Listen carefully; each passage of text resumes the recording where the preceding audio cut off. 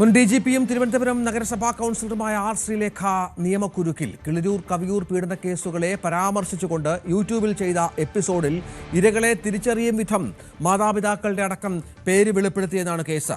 2022 August 14 ഈ video സംപ്രേഷണം ചെയ്തിരിക്കുന്നത്. പോക്സോ വകുപ്പ് ചുമത്തി മ്യൂസിയം പോലീസ് കേസെടുത്തിട്ടുണ്ടായതാണ് ഏറ്റവും പുതിയ വിവരം. ഡാൻ കുരുണ്ട്. ഡാൻ, ഇതിപ്പോൾ ആരുടെ പരാതിയാണ്? നേരത്തെ വളരെ മുൻപ് നടന്ന ഒരു സംഭവമാണ് എന്നാണ് മനസ്സിലാകുന്നത്.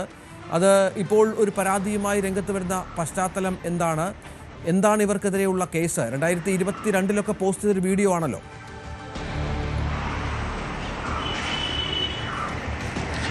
ആർ ശ്രീലേഖ BJPയുടെ സ്ഥാനാർത്ഥിയായി വട്ടിയൂർക്കാവിൽ നിന്ന് മത്സരിച്ചേക്കുമെന്നുള്ള അഭ്യൂഹങ്ങൾക്കിടയിലാണ് ഒരു നിയമക്കുരുക്കിൽ ശ്രീലേഖ ഇപ്പോൾ ചെന്നുപെട്ടിരിക്കുന്നത്. അതായത് 4 വർഷം മുമ്പ്, കൃത്യമായി പറഞ്ഞാൽ 2022 ഓഗസ്റ്റ് 14 തന്റെ സസ്നേഹം ശ്രീലേഖ എന്ന യൂട്യൂബ് പേജിലൂടെ അവർ 80ാമത്തെ എപ്പിസോഡിൽ സംപ്രേഷണം ചെയ്ത കിളിയൂർ കവിയൂർ കേസുകളെ പരാമർശിച്ചുകൊണ്ടുള്ള ഒരു വീഡിയോയിൽ ഈ ഇരകളുടെ മാതാപിതാക്കളെ കുറിച്ചടക്കം പരാമർശിക്കുന്നുണ്ട്. അതായത് ഇരകൾ ആരൊക്കെയാണ് എന്ന് തിരിച്ചറിയാൻ കഴിയുന്ന വിധത്തിലാണ് ഈ പരാമർശങ്ങൾ ആർ ശ്രീലേഖയുടെ ഭാഗത്ത് നിന്ന് ഉണ്ടായിരിക്കുന്നത് എന്ന് ചൂണ്ടിക്കാണിച്ചുകൊണ്ട് മ്യൂസിയം പോലീസിന് നൽകിയിരിക്കുന്ന പരാതിയിലാണ് ഇത്തരത്തിൽ അവർക്കെതിരെ പോക്സോ ഈ കേസുമായി ബന്ധപ്പെട്ട മ്യൂസിയം പോലീസ് ചുമത്തിയിരിക്കുന്നത്. മ്യൂസിയം CI ആണ് അന്വേഷണ ഉദ്യോഗസ്ഥൻ. പക്ഷേ ഏത് സാഹചര്യത്തിലാണ് ഇപ്പോൾ ഇങ്ങനെയൊരു കേസെടുക്കാൻ ഇടയായത് എന്ന കാര്യത്തിൽ ഒരു വ്യക്തത കൈവരേണ്ടതുണ്ട്.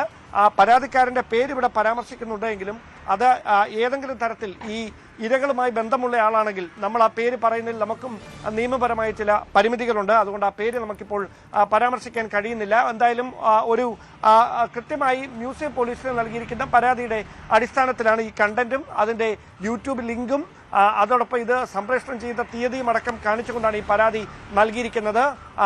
തുടർന്ന് വൈകാതെ തന്നെ ഇതിൽ ആർ ശ്രീലേഖയുടെ മൊഴി മ്യൂസിയം പോലീസ് രേഖപ്പെടുത്തുമെന്നാണ് സൂചന. ശരി.